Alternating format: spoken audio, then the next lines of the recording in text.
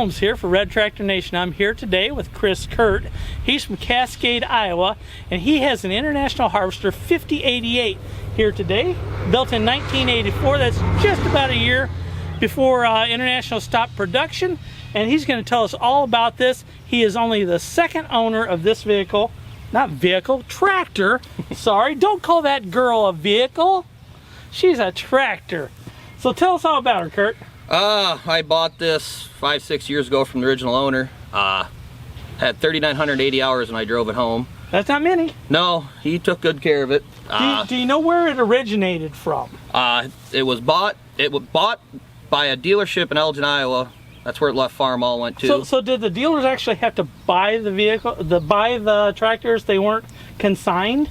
Yeah, they bought it. I understand it as they bought it for inventory. Okay.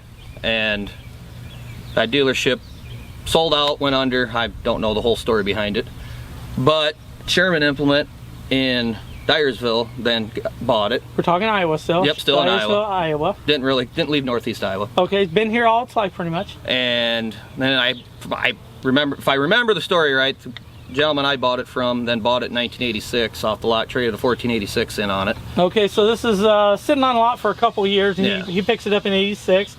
Why do you trade his other tractor in on it? Honestly, he said he did not like his 1486. Said it burnt oil and didn't have no power. So okay. When he bought this one in the deal, he made Sherman's put it on the dyno for 3 hours. Really? To break the engine in. Okay, that makes sense. That sounds good. Then he took it home. He was a small dairy farmer, then retired from that and just was crop farming. So what was he using it for, do you know? This big tractor. Just the big tractor that he needed on He run it on the silage chopper, did all the field work, grain hauling, such. Okay, what's the horsepower this puts out at the bar? Supposed to put out, I think a 120. That man told me that it has roughly 160. 160 horsepower? Yeah, it's been played with. It's been tuned a little. Yeah, huh? it runs good. Got a little tuning in it. It runs good. Okay.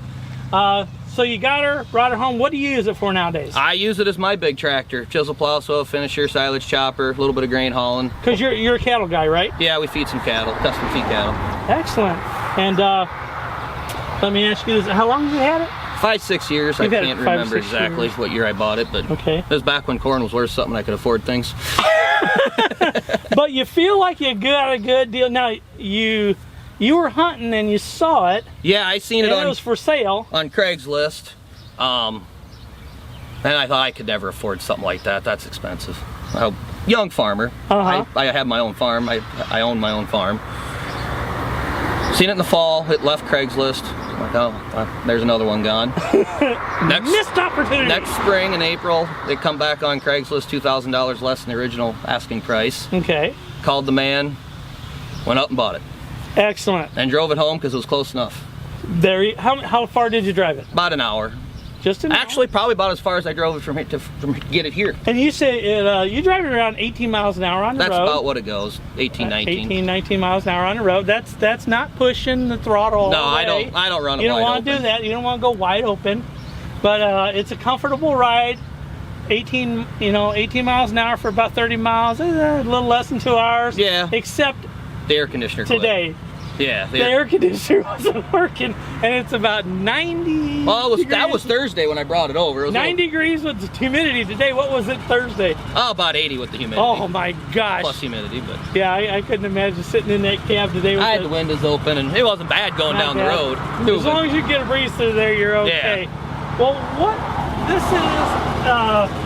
is what you would call mechanical front wheel drive. Mechanical front wheel drive. A deer always wants to come be loud by me. Great uncle farmed with M's. Deer sales. That's the big tractor. Then he had 3 M's. Deer salesman pulled in the yard. So what would it take me to get you in a?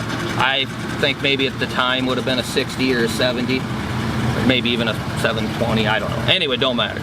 And he says, why in the hell would I want a tractor that don't even sound like it's running right? Deer salesman got back in his truck and never come back.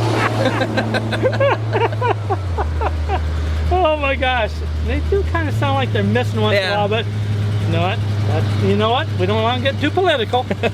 So here is one of the unique things about this is not like one of the outsourced front ends on this. No, this is an IH all-wheel drive. It's stamped on the other side. It's stamped on both sides of the axle. It's casted. It is made for IH from IH. Yep.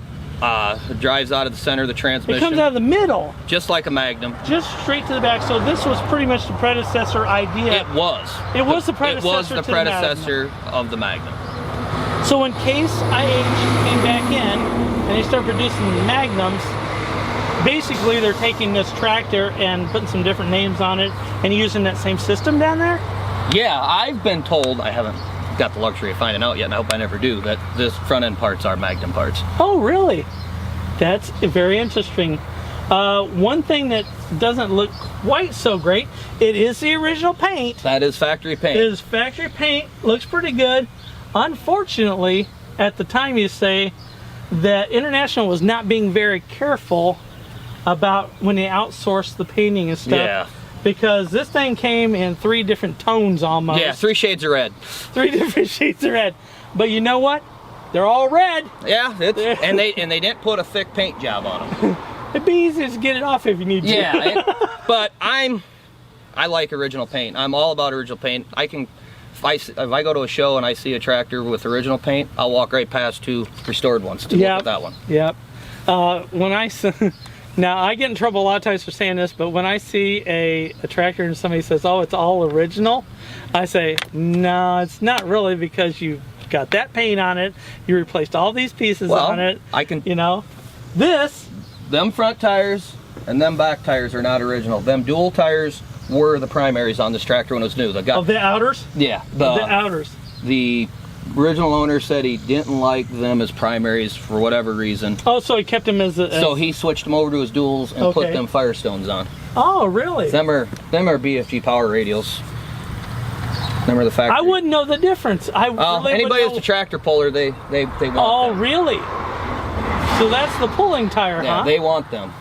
I have a gentleman from southern Minnesota that has his name on them when I'm done with them. Oh, really? He wants it. He says, I want your tires? Well, he's a purist and he wants period correct tires for his tractor.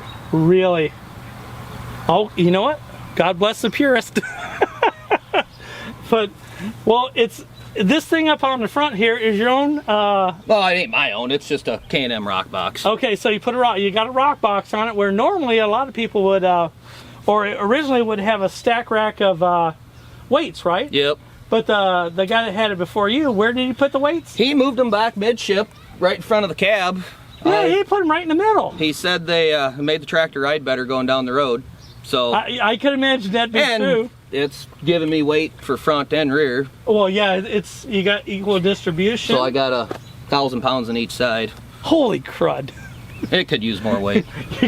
You're carrying an extra ton, but it's got 160 horsepower to drag it, so it could use more weight. I think it can carry some more weight just to keep it in spots. Yeah, it could use more weight when I'm chisel plowing and stuff. Well, Kurt, thank you very much for sharing your tractor with us. This has been Ed Holmes for Red Tractor Nation. Now, if you enjoyed listening to me and Kurt shooting the breeze about this beautiful 5088, then be sure to like and subscribe. And thank you very much.